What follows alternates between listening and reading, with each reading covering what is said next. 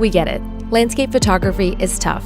It's hard to know where to go or what to shoot, especially if you grew up in cities like us. But shooting landscapes can teach you valuable tools for photography while giving you a chance to get out and explore the world around you.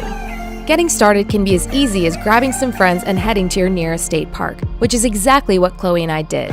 We challenged ourselves to work on our landscape photography, and in this video, we're going to show you 6 tips that we learned along the way. Tip 1. Look for what stands out. When you're surrounded by beauty, it can seem overwhelming to find one thing to shoot. We kept an eye out for interesting or distinctive features around us that stood out or caught our eye.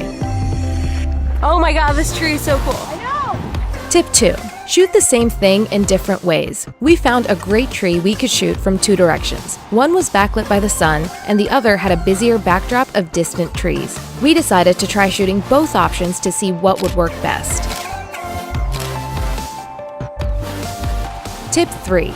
Small changes in height or orientation can have a dramatic impact on landscapes. Here we shot this winding road that led into a gorgeous vista.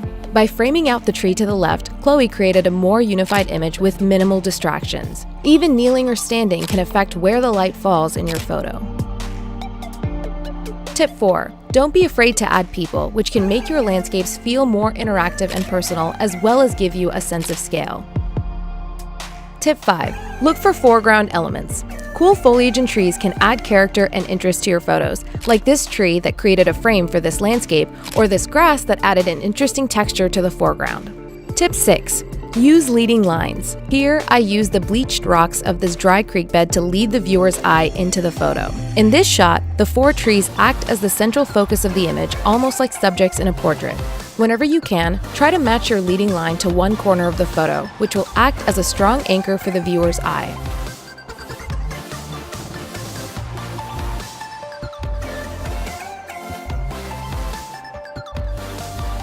So even if you're not the biggest fan of landscapes, get out there and give it a shot. I'm just like winded by the beauty. Winded by the beauty? Winded by the small. I'm not using this much like fresh air. Oh, really? Is it the altitude at all of 50 feet? Listen, I do this all the time. You do this all the time. Don't forget to subscribe and tune in next week for another tutorial.